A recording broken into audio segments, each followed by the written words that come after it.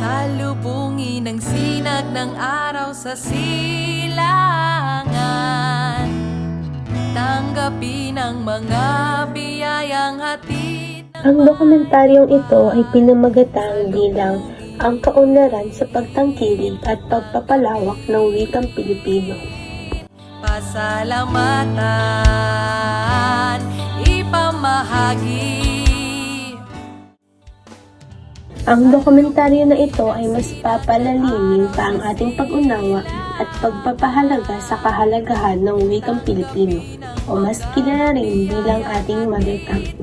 Isa itong mahalagang aspeto ng ating kultura at pagkakakilanlan bilang mga Pilipino. Sa pamamagitan ng pagsusuri at pag-aaral ng ating sariling wika, mas magiging malalim ang ating pag-unlad at pagkakakilanlan bilang isang lahi.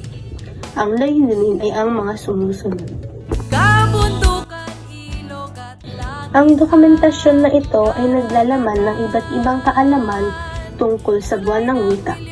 Sa pamamagitan ng dokumentasyon na ito, maaaring makakuha ng mahalagang impormasyon ang mga manonood tulad na lamang ng kahalagahan ng saysayan ng wika at pagtangkilik sa ating kultura. Harap na nakamtan at panaginip na nais maisakatuparan. Salubungin ang sinag ng araw sa silangan. Tanggapin ang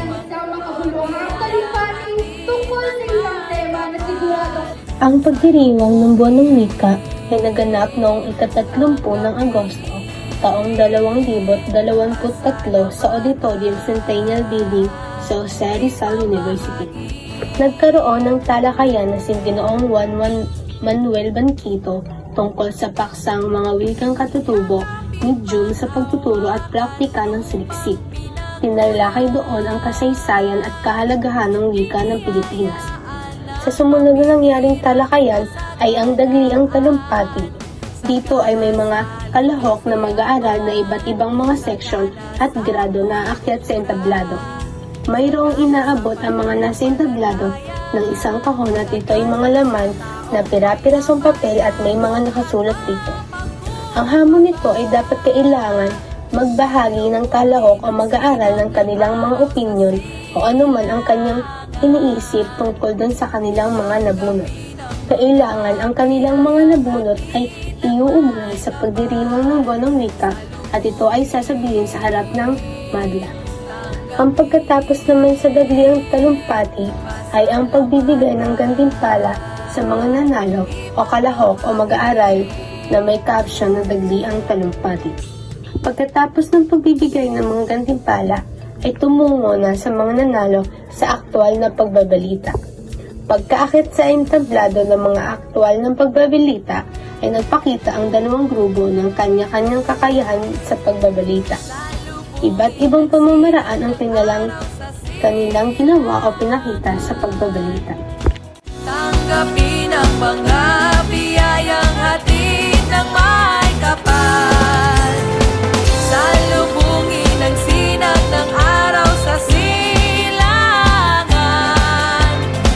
Tanggapin ang mga biyayang hatid ng may kapal. Sa aming pakikilahok sa palihan tuukol sa buwan ng wika, lubos namin naramdaman ang kahalagahan ng pagpapalaga sa ating sariling wika at kultura.